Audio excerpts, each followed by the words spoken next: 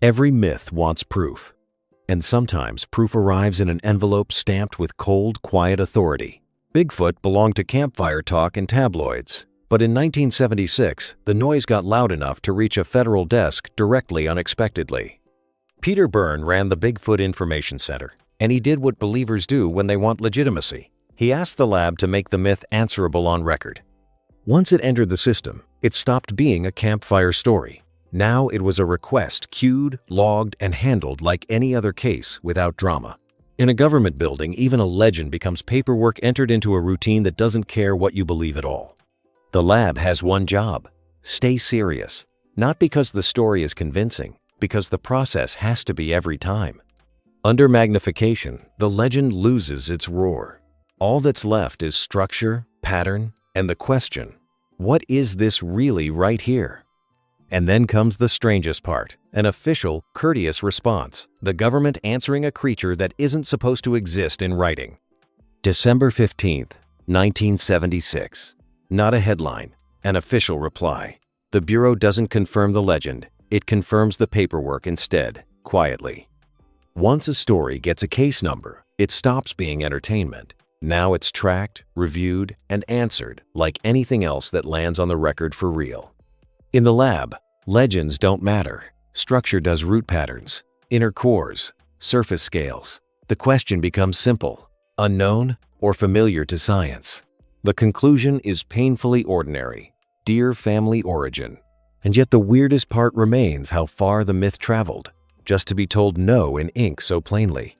Before the public ever sees a reply, there's a quieter document, the internal memo. The myth is weighed, not for truth, but for whether it deserves lab time at all.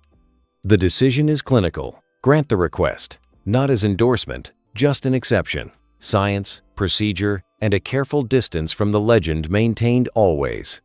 15 unidentified hairs and tissue. In that moment, the creature doesn't matter. Only the material does, and whether it's ordinary or staged on purpose.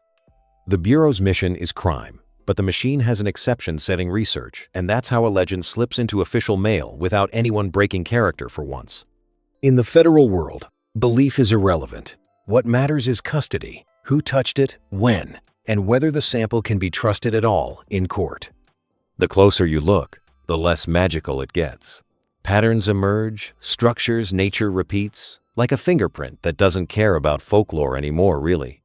The wording is careful, professional, restrained. A government way of saying, we looked, and it isn't what you hoped for. You. Because if the sample is ordinary, the real question changes. Who wanted it to look extraordinary, and what were they trying to trigger in public? Outside, it's just a story people argue about. Inside, it's time spent, minutes, hours pulled from real cases to answer the public's obsession right now. They open it for the same reason they open anything unusual. You check the edges of reality because hoaxes can hide scams, threats, or patterns quietly first. One possibility is simple: a staged specimen. Not a monster manufactured evidence built to infect the public imagination fast-wide. Here's the problem. If you dismiss it, you look careless. If you indulge it, you feed the myth. So you do the only safe thing: verify every detail. Procedure is a filter. It doesn't hunt monsters, it hunts mistakes. And it treats every claim the same. Document, test, report, no matter. Most stories fade, but paperwork survives.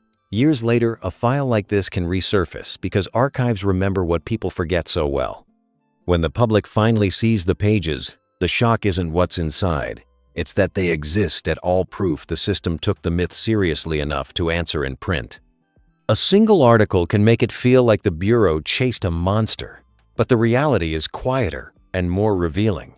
It chased the claim, not footprints. Somewhere, someone calls for an update, because once the myth enters a federal pipeline, people expect an official ending soon too. Out there, the forest doesn't clarify anything.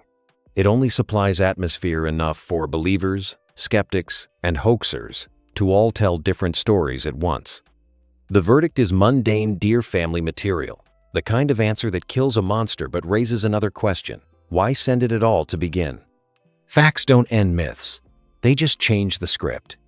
The file says ordinary, but the public hears. The government looked. and that's enough to spread. Peter Byrne wasn't chasing a bedtime story. He treated Bigfoot like a case collect, catalog, and forced the myth to survive real scrutiny out there. In here, nobody gets to be impressed. The rule is simple: remove emotion, remove narrative, leave only what the material can prove for sure. Redactions make everything look secret, even when it's boring. The black ink adds mystery the evidence never had by default. And if the sample is staged, then the real investigation begins. Who handled it? Who amplified it? And what they wanted the public to believe from there. To take it seriously is to risk credibility. To ignore it is to risk missing a pattern. So the Bureau walks a tightrope quietly, in ink, each time. A good hoax doesn't just entertain, it distracts. It pulls attention, maybe even resources, away from things someone doesn't want investigated too easily. In the end, the lab doesn't argue, it documents. One quiet conclusion, filed away, while the world outside keeps arguing anyway forever online. The reply goes back the same way it came, in plain sight. The myth entered as mail and it leaves as mail, carrying an answer no one can sensationalize this time. When the reply arrives, it doesn't roar. It whispers formal language, careful phrasing, and an ordinary conclusion that lands like a cold weight on paper. The lab says deer. The legend hears the FBI tested it. And that single fact, official attention, becomes fuel instead of a finale for years. Official language is a mask.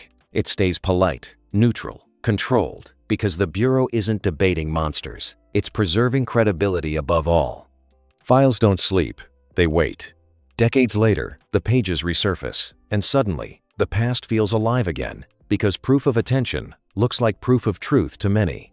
Years later, the file goes public, and the internet reacts like it's a confession. But what's really revealed is simpler. The system answered the noise as designed. Black bars turn routine paperwork into thriller material. Redactions don't prove a monster, they prove bureaucracy, protecting names, not legends for privacy. A headline can turn tested hair into investigated Bigfoot. That's the trick. The framing does what the evidence never could by itself. The strangest truth isn't the sample, it's the effect. One polite federal response, and millions of people feel the legend got upgraded overnight almost. An official signature doesn't authenticate a monster. It authenticates the moment the myth crossed into government ink in history. They're not afraid of Bigfoot. They're afraid of patterns, someone using a creature story to move money, stir panic, or hide a real operation in shadows. Sometimes evidence isn't proof. It's a signal sent to see who responds, how fast, and what the system will do when pushed under stress. The machine is built to respond.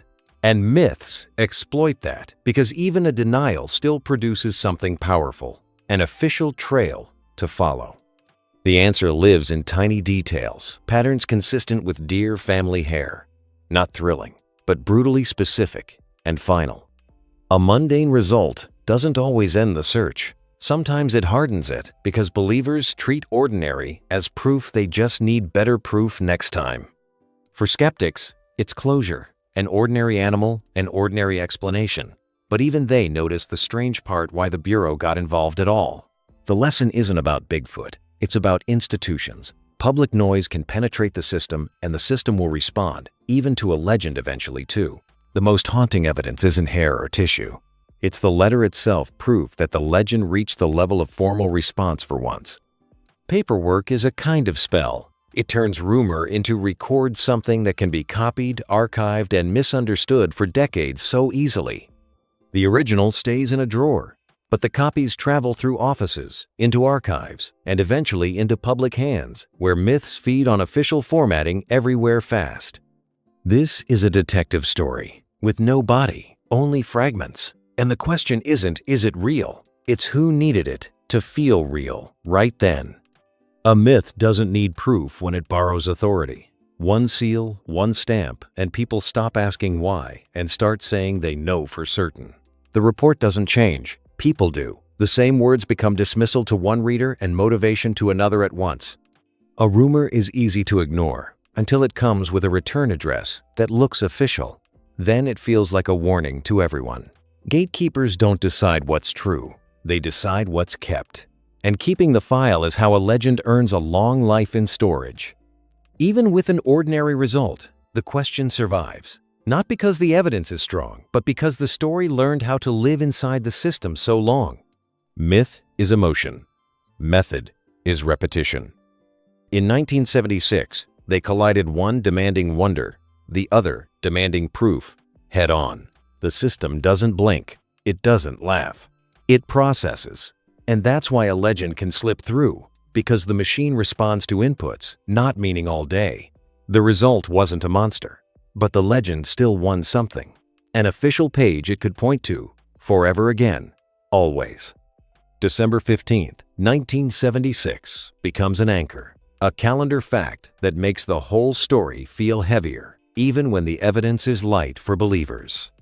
No secret hunt, no field team, just lab work, microscopy, comparison, and a written conclusion that treats legend like any other submitted sample on file. The public doesn't hear deer hair, they hear FBI files. And that shift from evidence to implication is where the myth upgrades itself in minds.